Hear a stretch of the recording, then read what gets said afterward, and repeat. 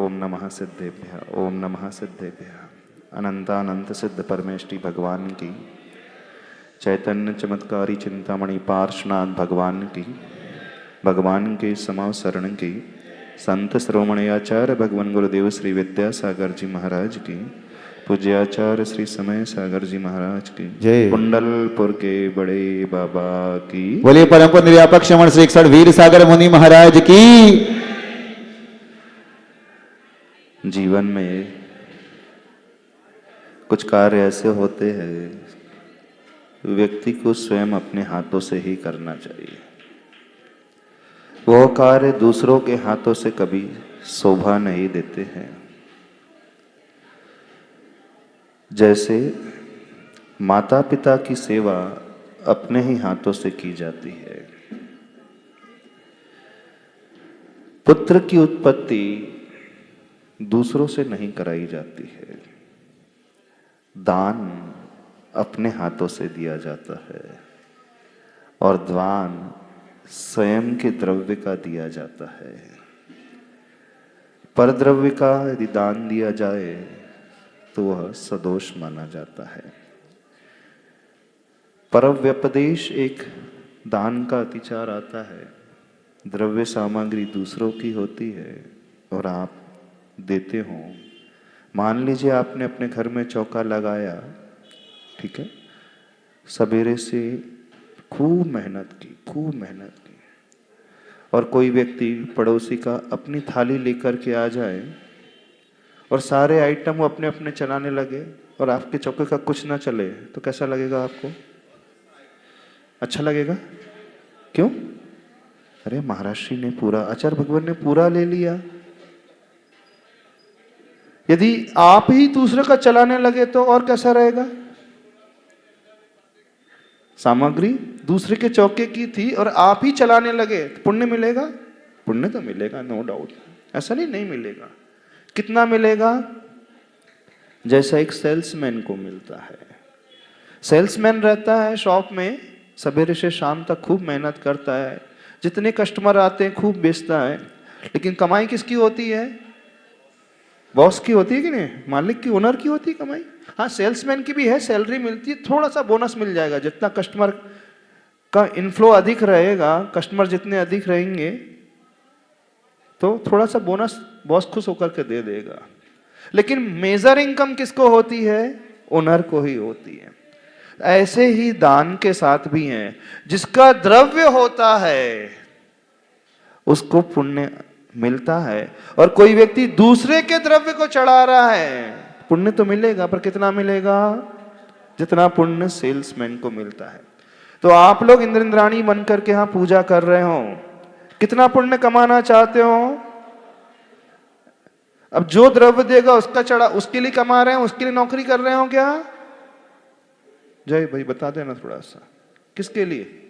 पूजा तो आप कर रहे हो, सवेरे से 6-7 बजे से यहाँ करके बैठे हो और 10 साढ़े 10 12 साढ़े 12 तक 6 घंटे आप लगातार लगे हो, खूब बहुत भक्ति में झूम करके कर रहे हो और सारा द्रव्य चढ़ा रहे हो।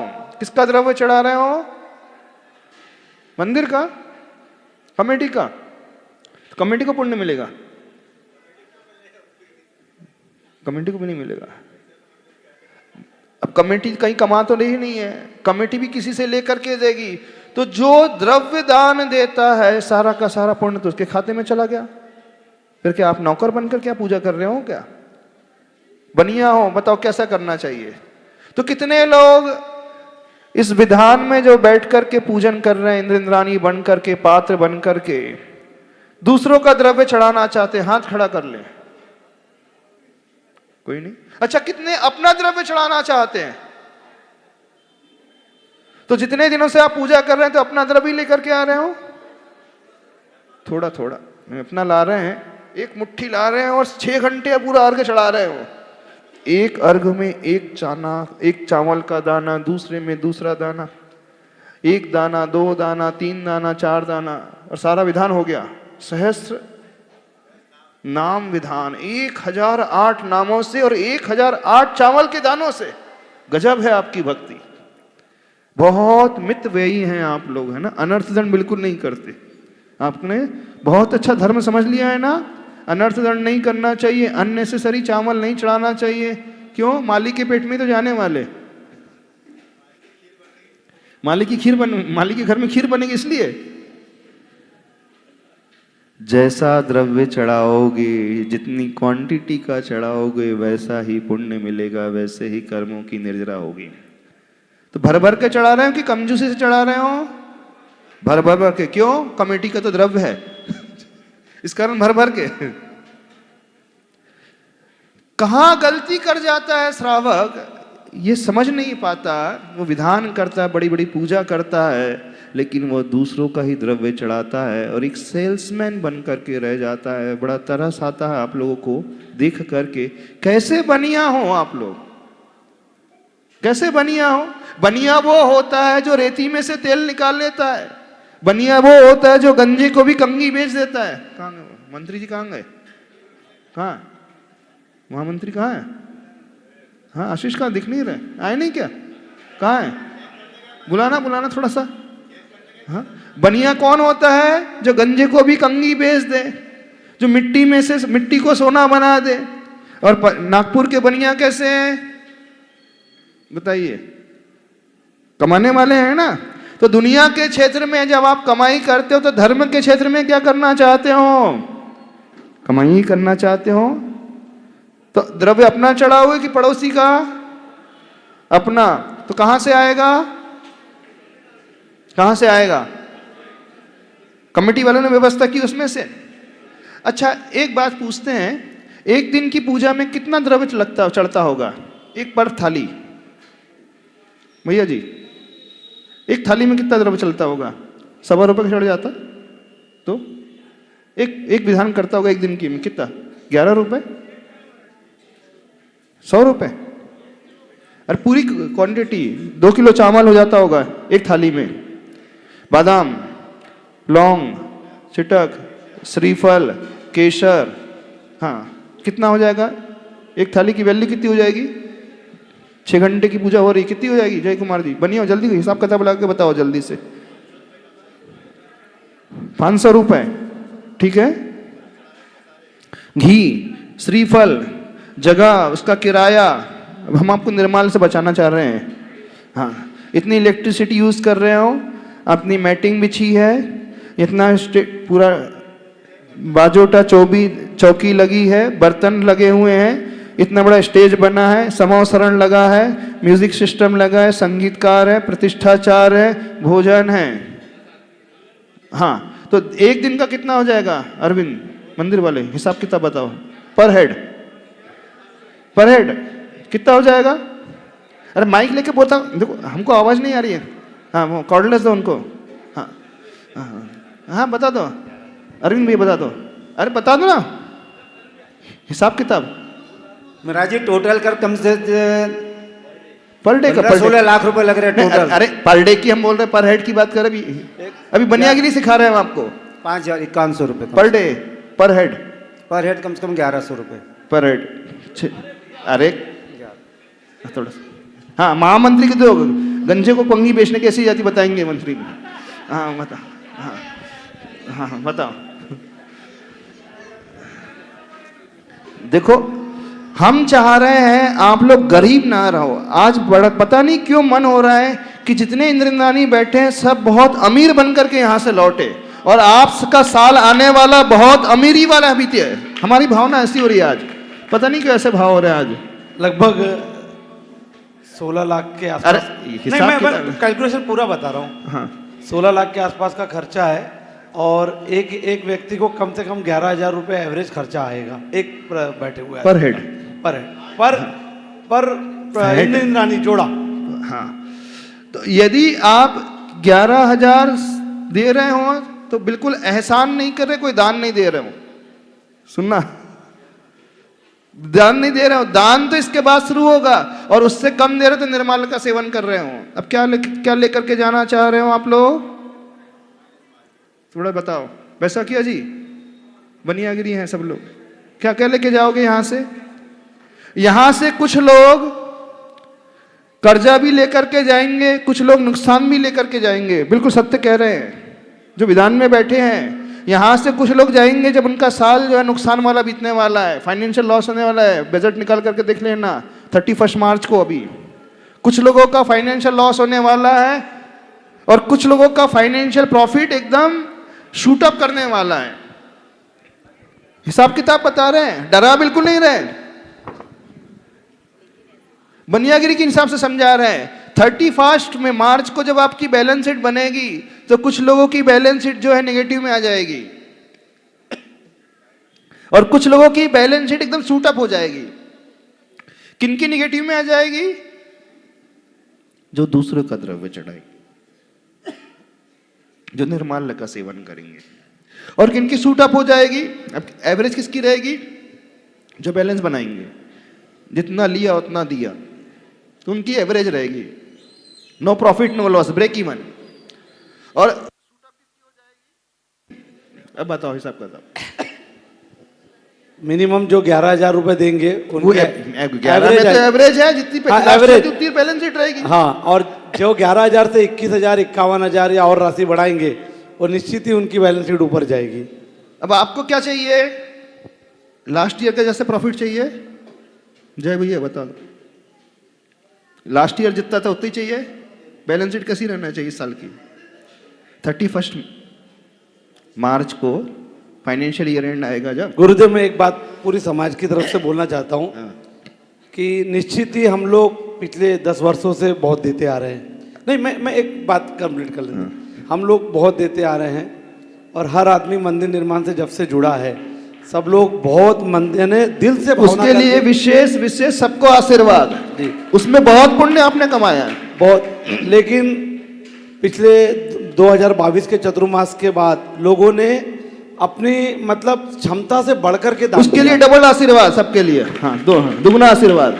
हाँ, और उसके बावजूद भी जब जब छोटे छोटे कार्य हो रहे हैं, हाँ, उसके लिए भी आशीर्वाद सब लोग दे रहे हैं। अब हमारा गणित समझो, अब हमारा गणित समझो। आखिरी लाइन बहुत महत्वपूर्ण है। मैं ये कह रहा हूँ, आप ऐसा आशीर्वाद दीजिए कि हम सब लोगों ने जो जो स्वीकृति ली है वो शीघ्र अति शीघ्र हमारी स्वीकृति कंप्लीट हो जाए। हमारा भगवान का जो मंदिर बन रहा है परवापुरे में, वो शीघ्र अति शीघ्र, कम से कम धन के अभाव में ना रुके। हमारे समाज में इतनी तरक्की हो, इतनी बरकत हो, हर आदमी के व्यापार में इतनी तरक्की हो, ऐसा आशीर्वाद दीजिए। हम सब लोग अपनी अपनी स्वीकृत राशि जल्द से जल्द मंदिर जी में जमा कराएं और उसके बाद हमारा नया अकाउंट खुल जाए। क्योंकि हम जो भावना लेकर के आए हैं, मैं खासकर अपनी बात कर रहा हूँ, मैं ऐसी भावना रखता हूँ कि मैं ताज जिंदगी मंदिर के कर्जे में डूबा रहूं। हाँ, बहुत अच्छी भावना है। ताज जिंदगी मंदिर के कर्जे में डूबा रहूं, मेरा कभी लोन चुकता ना हो, एक खत्म हो दूसरा चढ़े, दूसरा खत्म हो तीसरा चढ़े। आप हम सबको ऐसा आशीर्वाद दीजिए। हम ऐसे आशीर्वाद देना चाहते हैं, जिस दिन बोले उसी दिन आपका कर्जा समाप्त हो जाए। कर्जे में जीता जिंदगी कर्जे में नहीं रहो, जिस दिन घोषणा करे उसी दिन आपका कर्जा समाप्त हो जाए। हम तो ये चाह रहे हैं। आपने कंजूसी कर ली मांगने में। हाँ, और तो थोड़ा सा ध्यान से सुनो। भगवान की राय के घर में बैठे हैं, हमारी भावना है जल्दी से जल्दी भगवान अपने घर में जाकर के बैठ जाए, अपने सिंहासन में बैठ जाए। ये कब संभव होगा? अब आपने कहा जो हमने स्वीकृति दी जल्दी से जल्दी, आपने जो भावना बनाई है, हमारी भावना है कि उससे पहले भी आपकी सारी स्वीकृति जो है स्वीकृत हो जाए, ऐसा आशीर्वाद देना चाहते हैं। अब एक बात और कहना चाहते हैं, घर में कोई फंक्शन होता है, शादी की पार्टी होती है और अगले साल बच्चे का बर्थडे आ जाता है, फिर मनाते हो कि नहीं मनाते हैं? नहीं, शादी लास्ट ईयर हुई थी, लास्ट ईयर शादी में बहुत खर्च किया था, अब बच्चे का जन्मदिन आया है तो हम रूखा सूखा रखेंगे? कैसे रखेंगे? रोज भूख लगती है, रोज भोजन करते हो, जो कर लिया बहुत अच्छा है, अब जो कर रहे हो उसमें क्या? जो किया उसका पुण्य तो मिल रहा है, लेकिन जो कर रहे हो इसके दोष को बचाना है, बस हम इतना कहना चाहते हैं। तो कोई भी व्यक्ति बस इस बात को ध्यान रखना कि हम विधान में बैठे हैं, कहीं हमें निर्माल्य का दोष ना लग जाए, फिर अपनी शक्ति के अनुसार कुछ करके देने के आना, खाली हाथ नहीं करना। नहीं तो पता चला आपने पूजा की और सेल्समैन बन करके बैठ रहे हो, द्रव्य किसी का और का, पुण्य उसके खाते में जुड़ रहा, आप जो है डेली वेजेस की भांति बन रह जाओगे। तो डेली वेजेस में जो लेबर होता है वो क्या करता है? मेहनत करता है मॉर्निंग 8 टू इवनिंग 8 तक, लेकिन 1000 लेकर के जाता है, 1000-2000। कहीं ऐसे ना रह जाओ आप लोग। रह जाओगे? बिल्कुल नहीं रहना। तो क्या होना चाहिए अब बताओ? बनियागिरी करो। अब क्या होना चाहिए? तो एटलीस्ट 11,000 ये दान नहीं रहेगा, ये एवरेज है। प्रश्न अमाउंट का नहीं है। कुछ लोग सोच रहे होंगे महाराज जी अमाउंट की बात करने लगे, पैसे की बात नहीं करना चाहे। हम चाह रहे हैं ये दान, ये पूजा, ये विधान आप लोगों के लिए सिद्ध हो जाए। सिद्ध हो सकता है, इस भावना को अपने भीतर लाना। सिद्ध हो सकता है कि मैं किसी दूसरे का द्रव्य कभी नहीं चढ़ाऊं, किसी दूसरे का द्रव्य नहीं चढ़ाऊं। यदि कोई दे करके भी जाए तो नहीं लेना चाहिए। जब आपके घर में चौका लगा है, कुछ लोग होते हैं मेरा बादाम 1 किलो, मेरी बादाम 1 किलो फल मेरे, बिल्कुल नहीं लेना, मना कर देना। बोले मैं क्या नौकरी करने बैठा हूँ क्या यहाँ पे कि मेहनत मैं करूँ, सवेरे से सब सामग्री मैं बनाऊं और तुम्हारा द्रव्य चढ़ा दूं? तुम्हें यदि पुण्य कमाना तो तुम स्वयं चौका लगाओ। कभी भी नहीं लेना चाहिए, किसी दूसरे का द्रव्य बिल्कुल नहीं लेना चाहिए। हम जब बना रहे हैं, हम पुण्य कमा रहे हैं, तो हम अपना द्रव्य चढ़ाएंगे ना। हाँ, व्यवहार निभाने के लिए वो आहार दे के अपनी सामग्री चलाते, उसमें कोई निषेध नहीं होना चाहिए। लेकिन कई बार होता है ना, जहाँ चौके लगते हैं चातुर्मास में, कुछ लोग आते हैं 1 किलो बादाम, 1 किलो किशमिश, 1 पाव ये, 1 पाव ये, 1 किलो फूड, दूध मेरी तरफ से उसकी तरफ से। तो आप क्या सेल्समैन बनने के लिए आए हो क्या यहाँ पर? कभी भी सेल्समैन नहीं बनना। दान के क्षेत्र में हमेशा मालिक बन करके ही दान दिया जाता है, और देना सीखो मालिक बन करके। अपना द्रव्य दो ना। जब हम स्वयं भोजन करते हैं, किसी दूसरे के पैसे से भोजन करते हैं, परिवार को दूसरे के पैसे से खिलाते हैं, स्वस्याति सर्गो दानम अनुग्रहार्थम, स्वयं का अतिसर्ग करना उसका नाम दान है। स्वयं का द्रव्य चढ़ाना उसका नाम पूजा है।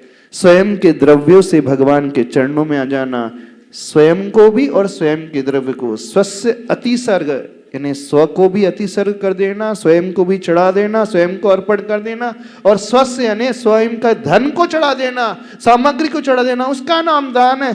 दान और पूजा की परिभाषा समझो आप लोग। दान एक हाथ से उठाकर, थाली से उठा करके गुरु के अंजलि में देने का नाम बिल्कुल दान नहीं है।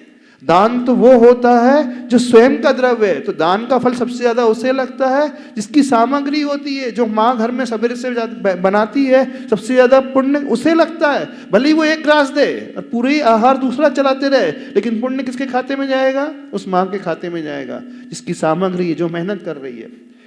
प्राय क्या समझता है व्यक्ति कि मैंने दिया तो मुझे पुण्य मिल जाएगा, उससे कुछ नहीं होता है। तो ये दाता की विशेषता होती है। विधि द्रव्य दात्री पात्र विशेषा तद विशेषा। दाता की विशेषता से दान में विशेषता आती है, फल में विशेषता आती है। दाता की विशेषता से पूजा में विशेषता आती है। दाता की विशेषता से विधान में विशेषता आती है। तो हम ये चाहते हैं ये कल्पद्रुम महामंडल विधान सबके लिए अपार भंडार भरने वाला साबित हो जाए। जैसे कल्पद्रुम विधान इसका नाम है, जैसे कल्प वृक्ष के आगे जाकर के जो कल्पना की जाती है सारी पूर्ण हो जाती है, ऐसे ही कल्पद्रुम महामंडल में विधान में बैठ करके जो आप पूजा कर रहे हैं, जो जो आपकी कल्पना है, जो जो आपके भाव है, सारी कल्पनाएं, सारे आपके भाव जो है परिपूर्ण हो जाए। कोई भी यहाँ से खाली हाथ लौट करके ना जाए। जो अंदर में सोचा है सारी सोच आपकी परिपूर्ण हो जाए, बस ये भावना चाहते हैं हम, और कुछ नहीं। पर होगा कैसे संभव ये? जब आप स्वयं का अर्पण करोगे। तो आपने समय दिया, बहुत अच्छा, आपने भक्ति की, बहुत अच्छा है। जो आपने जो समय दिया, भक्ति की है, और दूसरे का अर्पण करोगे तो आपको मिलेगा, पर उतना ही मिलेगा जितना सेल्समैन को मिलता है। गलती बस यहाँ हो जाती है। तो सेल्समैन नहीं बनना है आपको, क्या बनना है? ओनर बनना है, मालिक बनना है। अब निर्णय आपको करना है, कोई दबाव किसी पर नहीं रहेगा। निर्णय आपका रहेगा, आपको क्या देना है, आपको कितना कमाना है, ये आपको निर्णय करना है, कोई और नहीं करेगा। कुछ बात समझ में आ रही है? हम डरा बिल्कुल नहीं रहे आपको। कुछ लोग बोल रहे होंगे महाराज जी विधान में बैठवा दिया और डराने लगे आप। डरा बिल्कुल नहीं रहे। हम तो आप सबके भले के बारे में सोचने की बात है। कैसे भला होता है, गलती कहाँ हो जाती व्यक्ति समझ नहीं पाता। समझ रहे हो कि नहीं?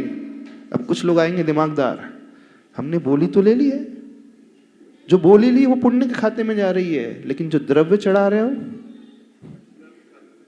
द्रव्य देखना सुनना। अब आप कहोगे कि मैं चक्रवर्ती बन गया, मैं इंद्र बन गया, मैं कुबेर बन गया, मैं नायक यज्ञ नायक बन गया, मैंने शांति धारा कर ली, जो आपने किए वो सब एक्स्ट्रा खाते में जा रहे हैं, लेकिन द्रव्य किसका है?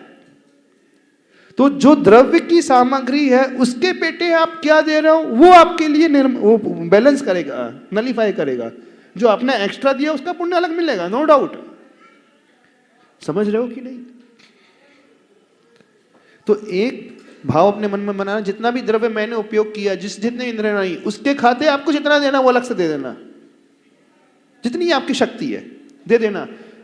ऐसा नहीं कि उतना अमाउंट जितना बोला उतना ही देना, पर देना उसके खाते देना कि चूंकि मैंने द्रव्य का उपयोग किया उस निमित्त से मैं दे रहा हूं, ताकि वो द्रव्य आपका हो जाएगा। बस ये भाव आते ही अब जितनी मेहनत आपने की, जितना यहाँ पे समर्पण किया, वो पुण्य आपके खाते में है, क्योंकि अब मालिक बन गए आप। अंतर समझना, मालिक भी उसी दुकान में बैठा रहता है, सेल्समैन भी उसी दुकान में बैठा रहता है, समय दोनों बराबर देते हैं, बल्कि सेल्समैन ज्यादा समय देता है। दुकान खोलने 8 बजे पहुंच जाता है, 11 बजे तक तो साफ सफाई करता है, सब कुछ करता है, लेकिन इनकम किसकी ज्यादा होती है? जिसका इन्वेस्टमेंट रहता है, उसको तो सैलरी मिलने वाली है। तो हम नहीं चाहते आप यहां सैलरी लेकर के जाए, हम ये चाहते हैं आप अपनी इनकम करके जाए। और ये लॉजिक्स हर जगह लगाना, चाहे पंचकल्याणक प्रतिष्ठा महोत्सव हो, चाहे कोई छोटा विधान हो, चाहे कोई महाविधान हो, चाहे प्रतिदिन की पूजा हो। जब आप प्रतिदिन पूजा करने के लिए आते हो मंदिर में, कौन सी थाली से पूजा करते हो? मंदिर की थाली से। नहीं, पूजा की सामग्री जो होती है मंदिर की द्रव्य रहते ना, जो साल भर चंदा दे देते हैं, उसके साथ व्यवस्था होती है ना। सुनो थोड़ा एक कैलकुलेशन हम बता देते हैं। जब आप घर में भोजन करते हो तो पूरी समाज एक ही क्वालिटी का चावल खाती है। क्यों? पूरी समाज एक क्वालिटी का चावल खाती है। कौन सा चावल चल रहा है मंदिर में अभी पूजा में? पूजा का चावल। खाने में कौन सा चावल है? पूजा वाला चावल। आनंद जी हिसाब बता दो थोड़ा सा। पूजा में कौन सा चावल चढ़ रहा है? पूजा का चावल है। भोजन में कौन सा चावल है? यहाँ पे है, घर की नहीं बोल रहे, यहाँ जो रिसेप्शन में बन रहा है। माइक से बोलो, आवाज नहीं आ रही हमें। अरे हाँ, खड़े होकर के बोलो। ऑन कर दो उनका माइक, ऑन कर दो थोड़ा सा आवाज। हेलो। हाँ, बासमती चावल। बासमती कौन से है आपके? इंद्रनानी के भोजन में कौन सा चावल है? वही काली मुझ बासमती जो है। क्या रेट है उसका? 70 रुपए के आसपास। हाँ, जो पूजा वाला चावल क्या है? 35 रुपए। वाह, गजब के बनिया है। पेट पूजा में 70 वाला, भगवान पूजा में 35 वाला। अब गुरुजी आपसे झूठ नहीं बोल सकते। नहीं तो वही तो हम बोल रहे हैं, भगवान को ही बेवकूफ बना रहे हैं, भगवान से ही मायाचारी। अरे भगवान तो देख ही नहीं रहे, भगवान तो कुछ बोलने वाले नहीं है, वो तो धातु के हैं। गलती कहां हो रही है समझो, हम बताना चाह रहे हैं गलती। ऐसा नहीं इंटेंशन किसी का है, उद्देश्य किसी का नहीं रहता है, अनायास ये होते चले जाता है, क्योंकि उसने आज तक इसके बारे में नहीं सोचा। अज्ञान के कारण हो रहा है। कई गलतियां जो है अज्ञान के कारण होती है, उद्देश्य नहीं होता है। ऐसा भाव नहीं है कि भगवान के चरणों में हीन द्रव्य चढ़ाए, हीन क्वालिटी का चढ़ाए, पर क्यों हो जाता है? क्यों हो जाता है? अब सामूहिक करना है, सामूहिक के लिए एक व्यवस्था होगी। तो जैसे आप अपने घर में उसी रेट का चावल पूरी समाज के लिए जाता है, नहीं जाता है। हर घर में अलग अलग रेट का चावल आएगा। शांति शांति शांति बना। देखो बहुत महत्वपूर्ण बात बता रहे हैं, रहस्य की बात बता रहे हैं। हर घर में जो चावल की क्वालिटी अलग रहेगी, गेहूं की क्वालिटी अलग रहेगी, घी की क्वालिटी अलग रहेगी, तेल की क्वालिटी अलग रहेगी। अब जब आपकी सामूहिक पूजा की थाली बन करके आती है तो एक क्वालिटी की, और अपना द्रव्य लेगा के आओगे तो आप बासमती चावल चढ़ाओगे, केसर चढ़ाओगे, नहीं तो हरसिंगार का फूल का पुष्प बनेंगे। हो रहा है कि नहीं? इसलिए द्रव्य की सामग्री अपनी होना चाहिए। नहीं है तो जितनी आपकी थाली होती है उतना ही राशि आप मंदिर में दे व्यवस्था के लिए। उतनी राशि आप दे रहे हैं तो आप नलीफाई कर रहे हो, फिर वो द्रव्य आपका द्रव्य कहलाएगा। आप जो है अनंत चतुर्दशी के लिए एक रसीद कटाते हैं, है ना? कितने की रसीद कटती है एवरेज? 1100 रुपए की। आवाज आई यहाँ से? 1100 रुपए की पीछे कोई 1100 की कटाता होगा, 5100 की कटाता होगा, 11,000 की कटाता होगा। ठीक है, व्रत भंडार तो लोग 500 रुपए ही देते हैं एवरेज भंडार 500 रुपए। अच्छा, अब 365 दिन होते हैं, एक दिन की थाली कितनी की वैल्यू पड़ी डेली एवरेज वाली? 1.5 रुपए रोज एक थाली। अरे नहीं, चल जो यूज हो रही है। नहीं, व्रत भंडार में लोग 500 और कई लोग तो 500 भी नहीं हाँ तो देते। 1.5 रुपए जा रहा है। और यू होती कितनी वैल्यू थाली की एक दिन की? 100 रुपए 50 रुपए के एवरेज में बैठ 50 100 रुपए मान ले, मान लीजिए सकते 100 रुपए कि 50 मान ले। नहीं, अगर पूरी थाली लगती है तो 100 रुपए तो आराम से हो नहीं, जाए। एक पर हेड हाँ 50 रुपए 50 रुपए मान लेते, ठीक है। 365 इंटू 50 कितना हुआ? जल्दी गणित करो। 365 इंटू 50 16 से 17,000 रुपए। 17। तो यदि आप 17,000 रुपए साल का व्रत भंडार में दे रहे हैं तो आपका एवरेज वो द्रव्य आपके खाते में है, और उससे कम दे रहे थे निर्माल का सेवन। यानी रोज आप द्रव्य चढ़ा रहे हो, रोज पूजा कर रहे हो और खाते में नुकसान लेकर के जा रहे हो। उसके अलावा और खर्चा भी हमने गिनाया नहीं। इलेक्ट्रिसिटी बिल अलग है, टेबल का बिल अलग है, और उस लैंड की कॉस्टिंग ये थी 3x3 की जगह है, परवापुरे में लेने जाओ कितना महीने का रेंट लगेगा? महीने का 3x3 का 9 स्क्वायर फीट कितना रेट लगेगा महीने का? हाँ, उसके बावजूद गुरुदेव सलाह भी बहुत मिलती है कि ये कर लो वो कर लो। समझ में आ रहा है? यदि सही हिसाब से जाए तो एक फैमिली यदि 21,000 पर फैमिली वाइज कर दें कि पर हेड? चलो फैमिली कर देते, तुम भी क्या करोगे, पर हेड नहीं कर रहे। 21,000 आप दे रहे हैं व्रत भंडार में, तो आप जो है निर्माल्य के द्रव्य से बच रहे हैं। वैसे 51 तक चले जाएगा, फिर भी कंसेशन दे दिए, ऑफर है। चलो आज विधान में बैठे इस कारण ऑफर है। 21,000 पर फैमिली आप व्रत भंडार में दे रहे हो तो आप निर्माल्य के दोष से बचते हो, अदरवाइज दोष आता है। अब हिसाब किताब लगा लो। अब आप कहोगे महाराज जी हम शांतिधारा की बोली तो ले लेते हैं, हम गुल्लक में डाल देते हैं। 21,000 हो जाता है साल का गुल्लक में? 21,000 तो नहीं होता ना। 100 भी रोज भी डालो तो कितना होगा? 3,650। 100 डाले तो हो जाएगा। 3,650 होगा। नहीं 100 रुपए रोज हाँ रोज 100 रुपए रोज डालेगा तो 36,500 होगा। हाँ डालते हैं 100 रुपए डेली। कितना डालते? 10 ही रुपए एवरेज आएगा। 3,650। अनायास अज्ञान दशा के कारण वो कितना नुकसान अपना कर रहा है। तो आज सबसे कृपा करके कहना चाहते हैं, हिसाब किताब लगाना, निर्माल्य के दोष से बच जाना, बस कैलकुलेट स्वयं कर लेना। तो होना ये चाहिए, अनंत चतुर्दशी में जब व्रत भंडार आता है ना, हर फैमिली को एटलीस्ट, अब किसी की क्षमता नहीं है तो उसे दोष नहीं लगेगा। सुनना, आप ध्यान से सुनना। कोई गरीब है तो उसे दोष नहीं लगेगा क्योंकि उसकी क्षमता ही नहीं है। आपकी सामर्थ्य है और नहीं दे रहे तो दोष लगेगा। हाँ, इस बात को समझना। कोई मान लीजिए हैंड टू माउथ है, उतना कमा ही नहीं रहा तो उसको कोई दोष नहीं लगेगा। लेकिन जब आप विषयों में लाखों उड़ा देते हो, बर्थडे पार्टी में लाखों उड़ा देते हो, न्यू ईयर पार्टी में लाखों उड़ा देते हो, घूमने में इधर उड़ा देते हो, और यहाँ हिसाब किताब कर रहे हो तो दोष अवश्य लगेगा। जो नौकरी कर रहा है, कम कमा रहा है, उसे कोई दोष नहीं लगेगा। फिर कह रहे हैं घबराना नहीं, जिसकी सामर्थ्य नहीं है वो नहीं दे पा रहा, उसे कोई दोष नहीं लगेगा। लेकिन सामर्थ्य होते हुए नहीं दे रहे तो दोष अवश्य लगेगा। हमारा गणित समझ में आया? नहीं समझ में आया? तो यदि आप अमीर बनना चाहते हो, एक और रहस्य की बात बता रहे हैं, क्यों श्वेतांबर समाज इतनी फली फूली है जानते हो? उन्होंने अपने इष्ट प्रभु को हमेशा अपने व्यापार में पार्टनर बनाया है। सुनना ध्यान से, रहस्य समझना। वो अपने प्रभु के लिए 20% 25% एनुअली निकालते ही हैं। तो आप ये नियम ले लो कि हम अपने पार्श्वनाथ भगवान को अपने बिजनेस का पार्टनर बना लेंगे। 10%, 15%, 20%, 25%, जितना आपकी क्षमता है उतना निकाल दोगे तो उतने ही फलोगे फूलोगे। फलने फूलने का आज मंत्र दे रहे हैं। How to fulfil your wish वो सिखा रहे हैं। चाहते हो तो 2 तरीका होगा। एक तरीका व्रत भंडार एनुअली साल का, और दूसरा तरीका हो गया प्रभु को पार्टनर बना लो। वो पार्टनर बनाना वो तो ऑप्शनल है आपके लिए, उसमें कोई कंपल्सन नहीं है, लेकिन व्रत भंडार तो कंपल्सरी होना चाहिए। तो फिर क्या होना चाहिए? साल का हर फैमिली कितनी देगी? महामंत्री जी खड़े हो जाओ।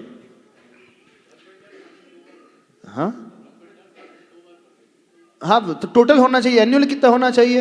हेलो हाँ। गुरुदेव महावीर जयंती का भी जैसे रहता हाँ तो कितना होना चाहिए? एनुअल कितना हो जाएगा? वो दोनों समय 11-11 हजार दिए तो मतलब हाँ तो भी चल जाएगा, कितना भी चल जाएगा। निर्माल्य के दोस्त से पूरी तरह से बढ़ जाएगा, यानी कि साल का इतना जाना चाहिए पर फैमिली इसका। जी जी। तो बच जाएगा वो। बचेगा नहीं, फिर वो फलेगा फूलेगा, उसकी आर्थिक उन्नति होगी, पारिवारिक उन्नति होगी, सब रूप से उन्नति होगी, प्रगति होगी ही होगी। और दान वो अलग है, जो आप दान दे रहे हो दान के खाते में जा रहे हैं। देखो अब आप कह सकते हो कि मैंने तुम एक मूर्ति ले ली है, मैंने बेदी ले ली है, मैंने शिखर ले लिया है, मैंने ये ले लिया है, मैंने शांति धारा में दे दिया है, वो दान के खाते का है। अंतर समझने की कोशिश करना, हमारा भाव क्या है। हम किसी को जबरदस्ती बिल्कुल नहीं कर रहे हैं, नहीं तो आप समझोगे कि महाराज जी फंसा रहे हैं। कुछ होंगे दिमागदार, यहाँ से बाहर निकल कर चर्चा करेंगे, देखना जैसी प्रवचन के बाहर जाएंगे ना अपनी चर्चा शुरू कर देंगे, महाराज जी तो बेवकूफ़ बना रहे हैं। हाँ, महाराज जी आए यहाँ पे पैसे पैसे की बात करने लगे। हम बिल्कुल पैसे की बात नहीं कर रहे हैं, हम आप सबको निर्माल्य के दोष से बचाने की बात कर रहे हैं। और हमारी बात को समझ करके 1 साल तक इसे इंप्लीमेंट करके देखो आप सभी लोग, 1 साल तक सिर्फ एक। यदि आपको 1 साल के बाद कोई फर्क नजर ना आए तो बंद कर देना, और फर्क नजर आए तो इसे कंटिन्यू कर लेना। गुरुदेव हम ही अपने से शुरुआत करते हैं। हम पूरे 6 ट्रस्टी, शीतल भैया यहाँ उपलब्ध नहीं है, हम 6 ट्रस्टी अपनी ओर से, आनंद भी आपकी परमिशन से, सभी लोग हम लोग 21-21 हजार रुपए साल के व्रत भंडार, हाँ, व्रत भंडार के खाते में देना। उसमें आपको दान देना वो अलग, वो आपकी मैटर है, वो ऑप्शनल है। आपको बोली लेना नहीं लेना वो अलग मैटर है। हम व्रत और यदि आप बोली ले लोगे, जैसे आपने सपोज प्रभु को पार्टनर बनने 10% का, तो जो आप बोली ले रहे हैं वो आपके पार्टनर के खाते में से चले जाएगा, फिर वो एडजस्ट हो जाएगा। ठीक, मान लीजिए आपने प्रभु को पार्षनाथ भगवान को 10% का पार्टनर बना लिया, तो आप साल में शांति धारा की बोली ले रहे हो, मंदिर में मूर्ति के लिए ले रहे हो, कई क्षेत्र में दान दे रहे हो, तो वो ऐड हो जाएगा, उसमें वो एडजस्ट हो जाएगा, उसमें कोई दोष नहीं। बात समझ में आ रही है? नहीं समझ में आ रही तो बात साल वाली भी समझ लेना और विधान वाली भी समझ लेना। तो कोई निर्माल्य का दोष लेकर के मत जाना, कृपा कर लेना अपने ऊपर, लेकर के जाना तो एज यू विश, आपकी इच्छा है। फिर भी फिर कह रहे हैं कोई जोर जबरदस्ती बिल्कुल नहीं है। क्या आप समझ में आया पंकज? नहीं समझ में आया? 3 कपल है तो हाँ, तो 3 घर है तो घर में 3 किचन है तो वो गिनेगा। बैंक अकाउंट सबका सेपरेट, प्रॉपर्टी सबकी सेपरेट, दुकान सबकी सेपरेट, खानदान के क्षेत्र में आता है पूरा खानदान एक हो जाता, कुनबा एक हो जाता, मोबाइल सेपरेट, पूरा खानदान एक कुनबा एक हो जाता। जब भी मंदिर में धर्म की बात आती है तो पूरा कुनबा एक हो जाता है। बोले हमारे चाचा हैं, ताऊ हैं, बाबू हैं, मौसा के लड़के हैं, मोमू, कहाँ कहाँ की रिश्तेदारी एक खानदान में जाती है। और जब संसार में घूमने की बात आती थी तो बड़े भाई का अलग है, छोटे भाई का अलग है, पत्नी का अलग बैंक अकाउंट है, पत्नी का मोबाइल अलग है, बेटे का अलग है, बेटी का अलग है, वहां सबका सेपरेट सेपरेट है। और जहां धर्म की बात आई सारा खानदान, क्यों बड़कुर जी सही करे कि नहीं? जब से अनुभवी गोकुलचंद जी बैठे हैं, सही बोल रहे हैं ना? वो पुराने अध्यक्ष भूतपूर्व अध्यक्ष रह चुके हैं। एक आवाज बुला हुआ सबको अलग अलग चाहिए बुला हुआ में एक में कॉम्प्रोमाइज नहीं होता। देवरानी जेठानी सासू सब एक साथ नहीं लेती, सबको अलग अलग अलग अलग क्यों? अलग अलग क्यों? अच्छा अलग अलग है। क्या समझ में आया आप लोगों को? अब हम प्रवचन नहीं कर रहे हैं, अब आज इतना ही रखते हैं। गुरुदेव एक छोटा सा निवेदन है पूरी समाज की तरफ से, तो बहुत हो गया, बताया नहीं। बस एक छोटा सा निवेदन है कि कल अविनाश भैया रामटेक गए थे, वहां पर जो अपन 2023 में चैत्यालय का भूमि पूजन हुआ था, वो चैत्यालय लगभग 95% बनकर के तैयार हो गया है।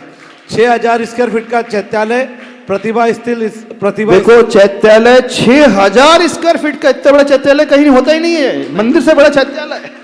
90% ये गुरुदेव की महती अनुकंपा है, क्योंकि प्रतिभा स्थली जैसी ब्रांच वहां पे है। अब हम उसमें अपना भी लालच ढूंढ रहे हैं। हाँ, हम चाहते हैं कि उसकी प्राण प्रतिष्ठा, वेदी प्रतिष्ठा आपके मंगल सानिध्य में, जब आप डोंगरगढ़ से वापस लौटे तब आपके सानिध्य में हो जाए, ऐसी हम सबकी पूरी समाज की भावना है कि आप जब बिहार करते हुए डोंगरगढ़ जाएंगे और डोंगरगढ़ से जब आप वापस लौटेंगे तो वाया रामटेक होते हुए 26, 27, 28 फरवरी का उसका मुहूर्त भी निकल रहा है लेते हैं। है ना? बस आप आशीर्वाद दे दीजिए। बोलिए देवादिदेव श्री आदिनाथ भगवान की जय। हमारी बात का कोई बुरा ना माने, बुरा ना मानो, होली आने वाली है। वो अहिंसा के नाथ हो, थोड़े से अपने अपनी क्रोध कषाय छोड़ देना, जिनसे वैर बांध करके रखा है उसे छोड़ देना। और सबसे ज्यादा वैर बनता है एक का दूसरे भाई के साथ ही बनता है प्राय, हाँ परिवार में ही सबसे अधिक वैर बनता है ना, रिश्तेदारों से, भाई बहन से, चाचा ताऊ से, किन से है? कोई ना कोई होगा। यहाँ विधान में बैठे हो और सहस नाम क्या चल रहे हैं आज? प्रभु की स्तुति कर रहे हो 1008 नामों से, तो क्यों कर रहे हो? प्रभु जैसे गुणों को पाने के लिए। अब जो बोल करके अर्घ चढ़ा रहे हो, जिस गुण को आप अपने मुख से कह रहे हो, कहने के साथ साथ ये भी तो ध्यान रखना वो गुण हमारे भीतर आ भी रहा है कि नहीं, किसे फॉर्मेलिटी चले जा रही है एक थाली से दूसरी थाली में। ऐसा तो नहीं चल रहा। कितने लोगों का वैर है किसी से? हाथ खड़े करें। कटुता है मन की। देवरानी की तो होगी, जेठानी से नहीं होगी। हाँ, कि जेठानी की देवरानी से, किससे? हम चाह रहे हैं कि देवरानी जेठानी साथ साथ बैठ करके पूजा कर ले, भाई भाई साथ साथ बैठ करके पूजा कर ले। कर ले। जिनसे पढ़ती है उनसे नहीं बोल रहा है, जिनसे नहीं पढ़ती उनके साथ बैठने के लिए बोल रहा है। प्रैक्टिकल करके भी तो देखो। ओम ह्रीमरम धर्मध्यक्षाय नमः अर्घं निर्वपामि स्वाहा। पंच इंद्रियां दमन कर बनी दमे मुनिराज, दमी ईश जिन आप हो भजो दमीश्वर आज। प्रभु जो होते हैं पंच इंद्रियों को जीतने वाले होते हैं। तो आप लोग भी पंच इंद्रिय का विजय करोगे? आज के लिए कर लेना, ठीक है? तो आज बिना नमक का भोजन कर लेना। डल गया? अच्छा, डल गया है। अच्छा, बिना मीठे का भोजन वो भी बन गया है। तो आज ऐसा करना, जो सबसे प्रिय है आज वो आइटम नहीं खाना। थाली में जो सबसे प्रिय वो आइटम नहीं खाना। पानी से रोटी वाला? हाँ, आज तो बन गया, आज नहीं देंगे, घबराओ नहीं। हाँ, कल कल एक दे दे आप लोगों को एक नियम है। हाँ, बड़ा अच्छा नियम है। नहीं नहीं नहीं, घर में शाम को, यहाँ नहीं। अच्छा, आज का नियम है, घर में शाम को सभी लोग रोटी पानी के साथ खाएंगे। घर में, यहाँ नहीं, यहाँ नहीं, घर में। हाँ, एकासन नहीं करना। और आज कोई एकासन नहीं करेगा। आज कौन सी तिथि है? चौथ है। तो आज तो एकासन किसी का नहीं है। किसी का व्रत है? नहीं ना। हाँ, तो संध्या काल में सभी लोगों का भोजन क्या रहेगा? संध्या काल में भोजन क्या रहेगा? पानी में डूब डूब के रोटी खाना है। नहीं, पानी में डूब डूब करके नहीं, पहले ऐसे ही ग्रास बना करके खाना, फिर चरवण करना, फिर बाद में पानी पीना। अरे चलो, आप भी क्या याद करो, घी की छूट दे दी है आपको, घी लगा करके खाना बस। सब्जी नहीं, सब्जी नहीं, नहीं यहाँ नहीं, घर में। वो ये कह रहे हैं आज सब लोग यहाँ भेंट भर के खा लेंगे, शाम को कोई घर जाके नहीं खाएगा। ऐसा है। तो ठीक है, कल यहाँ बनवा दें। कल आखिरी है तो यहाँ छूट दे देते हैं। हाँ, बड़ा आनंद आता है। एक्सपीरियंस लेना चाहिए लाइफ में, सभी प्रकार का अनुभव होना चाहिए। हाँ, करके देखो, बड़ा आनंद आएगा। जो आनंद आज तक नहीं मिला होगा वो आनंद आपको देखने के लिए मिलेगा। ट्राई करके देखो। जब नेमावर में 10 लक्षण धर्म में शिविर लगा था तो सारे शिविरार्थी पहले बहुत घबरा रहे थे, महाराज जी कैसे संभव होगा। और सबसे ज्यादा घबराहट हो रही थी वहां के ट्रस्टियों को, मैनेजमेंट कमेटी को, जो सारी व्यवस्था कर रहे थे। वो बोल रहे महाराज जी हमारी तो नाक कट जाएगी, दुनिया वाले क्या बोलेंगे कि नेमावर समाज जो है भोजन भी नहीं करा सकती, इतनी गरीब समाज हो गई है क्या। तो उसकी चिंता नहीं करना है। देखो, सामूहिक करोगे तो उसका आनंद अलग आता है। अकेले अकेले करोगे तो हो सकता है आप खाओ ना, एक गिलास खा करके चलते बनो। लेकिन खरबूजे को देख करके खरबूजा रंग बदलता है। जब दूसरा सामने वाला करता है ना तो उसे देख करके प्रेरणा मिलती है कि जब वो कर सकता है तो हम भी कर सकते हैं। अच्छा, कितने लोग करेंगे? हाथ खड़े करें। शाम के समय रोटी और पानी ही। हाथी खड़े नहीं हो रहे पूरे। हाँ, सब अच्छे हाथ नीचे करके बैठे। जब डॉक्टर बोलेगा तभी खाओगे ऐसे रोटी पानी। यदि जब शुगर बढ़ जाएगी, बीपी हाई हो जाएगा, कोलेस्ट्रॉल लेवल बहुत बढ़ जाएगा, डॉक्टर बोलेगा घी नहीं खाना, नमक नहीं खाना है, तेल नहीं खाना है, दूध नहीं लेना है, ड्राई फ्रूट्स नहीं लेना है, तो मान जाओगे। तो डॉक्टर के कहने से मानो, उससे पहले स्वयं अच्छे से धर्म को मान करके गुरु के कहने पर मानोगे तो पुण्य भी मिलेगा, कर्मों की निर्जरा भी होगी और सारी शरीर भी स्वस्थ रहेगा। तो ये है इंद्रियों का दमन करना। सबसे कठिन होता है रसना इंद्री को जीतना। बाकी इंद्री को तो व्यक्ति जीत सकता है, लेकिन रसना इंद्री को जीतना बहुत कठिन होता है। जो रसना इंद्री को जीत लेता है वही संयम को भी अच्छे से पाल सकता है, उसी का ब्रह्मचर्य भी निर्दोष पलता है, उसका मन भी हमेशा प्रशस्त रहता है, धर्म में लगता है। एक अनुभव लेना सीखोगे। विधान में बैठे हो, इंद्र इंद्राणी बन करके बैठे हो, और इंद्र इंद्राणी तो 15-15 दिन में खाते हैं। हाँ, बस मानसिक आहार होता है, कंठ से झड़ जाता है। आप लोग कैसे इंद्र इंद्राणी हो? रोज खा रहे हो, खा भी रहे हो, पी रहे हो, दिन में एक बार नहीं 2 बार। रात्रि में तो नहीं ले रहे ना कोई? रात्रि में पानी का भी त्याग है ना? पानी तो आज का नियम है, रात में सूर्यास्त के बाद कोई पानी भी नहीं पिएगा। सूर्यास्त के बाद कोई पानी भी नहीं पिएगा आज के दिन। महाराज जी अच्छे से बता दो, ये लोग बोलते पानी नहीं पिएगा, फिर कुछ और पी लेते ये लोग। हमने कहा पानी भी नहीं पिएंगे। जब हम भी लगा रहे हैं तो उसमें चाय, कॉफी, कोल्ड ड्रिंक, मसाला, मिल्क और सारे के सारे सब नारियल पानी, सारे पेय पदार्थ आ जाएंगे। यानी चारों ही प्रकार का आहार जल का त्याग हो जाएगा। एक दिन तो करना चाहिए, वैसे होना ये चाहिए। इतनी उम्र अब आप लोगों की हो गई है, अब थोड़ा सा संयम का भी, इंद्रिय संयम का पालन होना चाहिए, क्योंकि कोई भरोसा नहीं कौन कब टपक जाए, किसका नंबर कब आ जाए। वो पटेल साहब चले गए, अच्छे हंसते बोल रहे थे, एकदम अचानक क्या हुआ। जब उनका नंबर आ सकता है तो आपका नहीं आ सकता क्या? आ सकता है कि नहीं? किसी का भी आ सकता है, कभी भी आ सकता है। वो 74 में गए तो ऐसा नहीं समझना हम भी जब 74 में आएंगे तब जाएंगे। हाँ, 47 में भी निपट सकते हैं, इंटरचेंज हो सकता है डिजिट, और उससे भी अर्ली हो सकता है, 30 में भी जा सकते हो। क्योंकि कई लोगों को कोरोना वैक्सीन लगने के बाद 30-35 में भी हार्ट अटैक आ रहा है और निपट रहे हैं। तो कोरोना वैक्सीन के साइड इफेक्ट्स भी बहुत सारे देखने को मिल रहे हैं। तो इसलिए जीवन चला जाए इस पर्याय से, उससे पहले कोई संकल्प ले लो। चलो, ओम ह्रीमरम दमीश्वराय नमार्गम निर्वपामीति। केवल ज्ञान गुणादिमय लक्ष्मी के हो भूप, श्रीपति जिनवर आपने पाया आत्मस्वरूप। ये सब आपके सबसे काम का मंत्र आ रहा है। लक्ष्मीपति, केवल ज्ञानी भगवान कैसे हैं? धन के स्वामी, लक्ष्मी के स्वामी।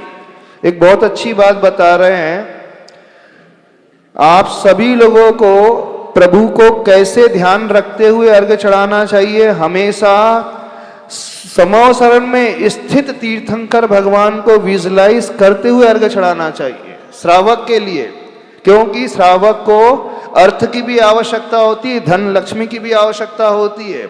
आप जो है एकदम रूखे सूखे भगवान को याद करके अर्घ्य चढ़ाओगे तो आपको ज्यादा फायदा नहीं होगा। आप विभूति संपन्न प्रभु को अर्घ्य चढ़ाओगे, और विभूति कैसी? सबसे उत्तम विभूति होती है, सबसे उत्तम वैभव होता है उनका समोसरण का वैभव। बहिरंग वैभव समोसरण का और अंतरंग वैभव तो अनंत चतुष्टय का है ही। तो कैसे ये ध्यान करना चाहिए प्रभु को, कैसे भाना चाहिए?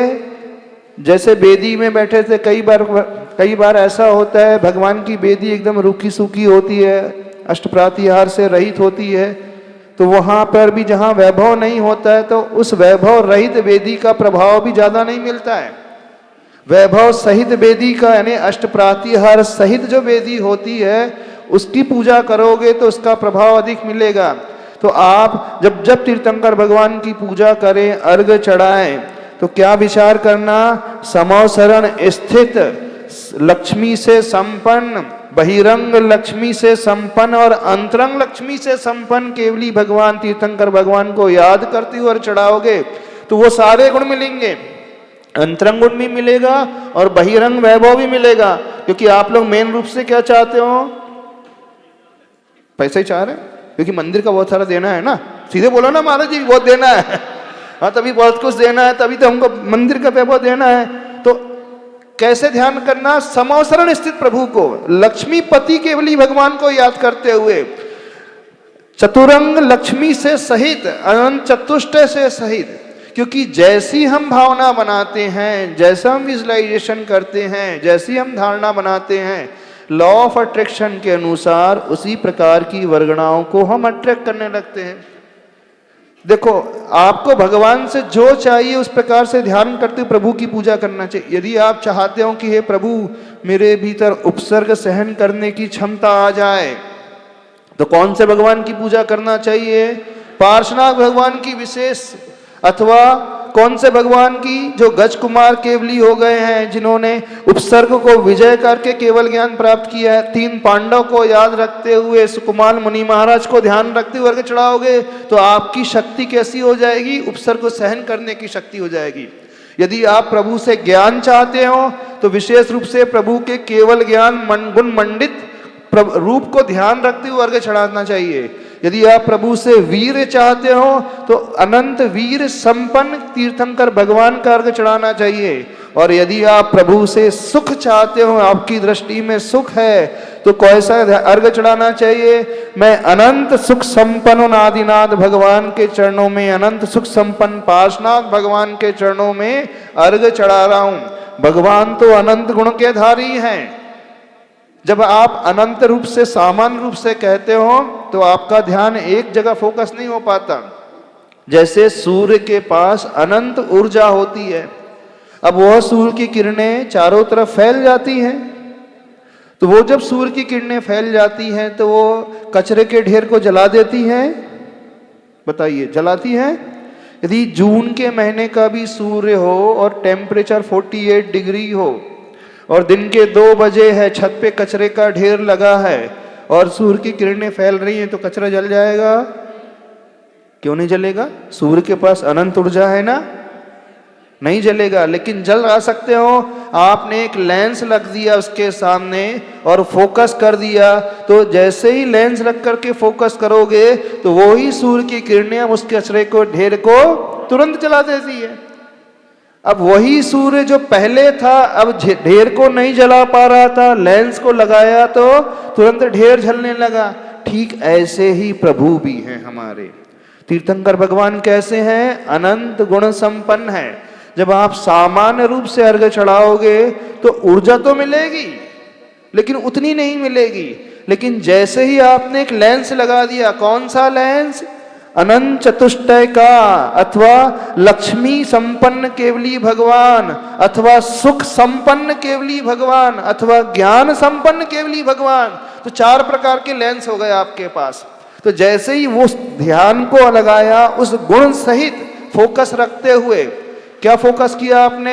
मैं अनंत सुख संपन्न तीर्थंकर भगवान के चरणों में अर्घ्य चढ़ा रहा हूं। तो आपका लेंस कौन सा हो गया? सुख का। तो वो आपको पर्टिकुलर वही एनर्जी एकदम फोकस होकर के मिलने लगेगी।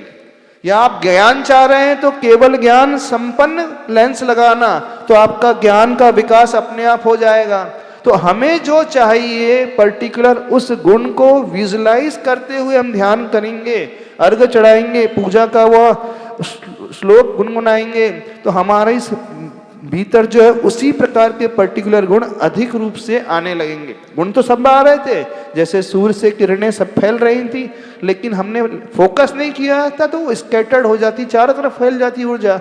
लेकिन हमने एक केंद्रित कर लिया तो वह किरणें हैं एक जगह केंद्रित आकर होकर के इतनी अधिक ऊर्जा उत्पन्न कर देती हैं कि उससे सारा कचरा, सारी गंदगी दूर हो जाती है। ऐसे ही जब अर्घ्य चढ़ाए तो ये हमारा लक्ष्य होना चाहिए कि हम क्या चाहते हैं प्रभु से। तो श्रावक को क्या चाहिए मूल रूप से? बताओ। सुख चाहिए, ज्ञान चाहिए, दर्शन चाहिए, वीर चाहिए, धन चाहिए, वैभव चाहिए, क्या चाहिए? लक्ष्मी चाहिए? सभी चाहिए नहीं? जो चाहिए सीधे बताओ।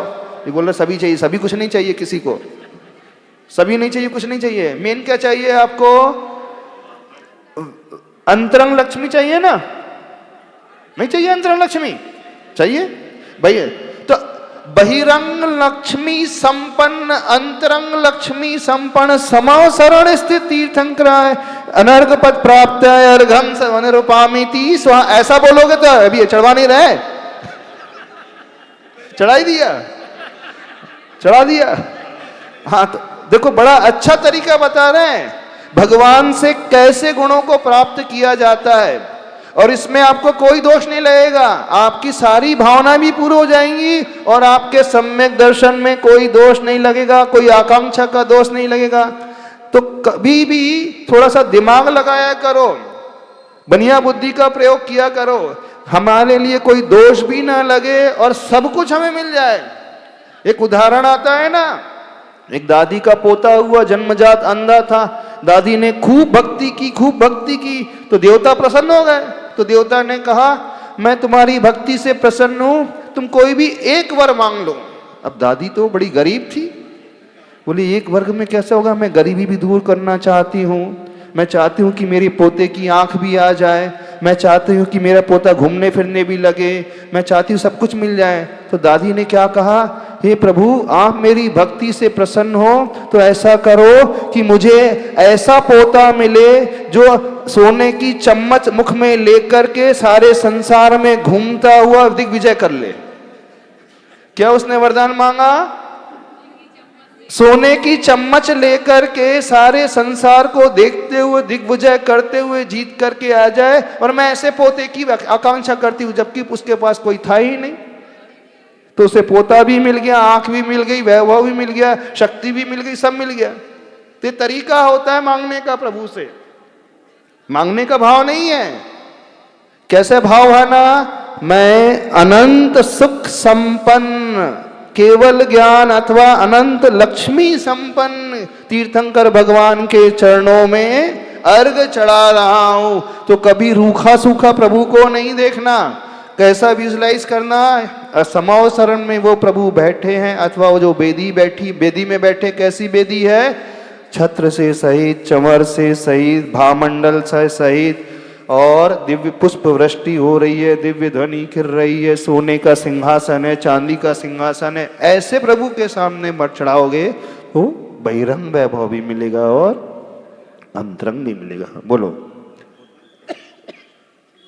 ओम ह्रीं रम श्रीपतये नमः।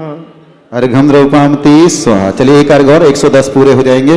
प्रातिहार छत्रादि की विभूति से संपन्न, तभी आप भगवान हो, नमते मरणासन्न। ओम ह्रीं रं भगवते नमः। अर्घम निर्वपामि स्वाहा। चलिए सभी लोग अपना स्थान ग्रहण कर लें भाई और बहनों, चलते हैं आगे की यात्रा के लिए। सब हो गया। अब अभी ऐसे